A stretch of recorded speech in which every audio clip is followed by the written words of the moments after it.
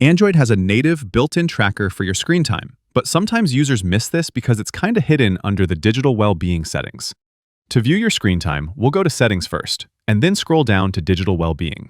On some phones, you'll see Digital Wellbeing and Parental Controls bundled together under the same menu.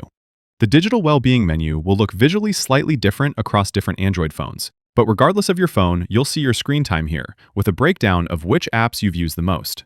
There's also other eye-opening data about your phone use, like the amount of times you've unlocked your phone and the amount of notifications. You can view details for app activity, as well as look at a detailed view of your notification history and times you've unlocked your phone.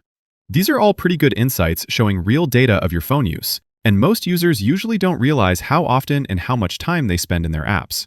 The Digital Wellbeing menu also includes a setting for app timers. Pretty self-explanatory feature. You can set a time limit for any app on your phone, which will help you limit the time spent in each app.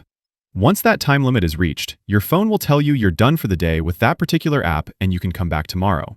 Depending on your phone model, there's also other ways to monitor and limit screen time. My Pixel phone, for example, has this screen time reminder, which allows me to pick either all my apps or just selected apps, and the phone will automatically remind me if it catches me spending a long time in an app. On a Samsung phone, you'll have a screen time goal, which allows you to set an overall amount of time per day for screen time, and your phone will then track it and let you know when you've reached your daily goal. So, that's how you check and track screen time on your Android phone.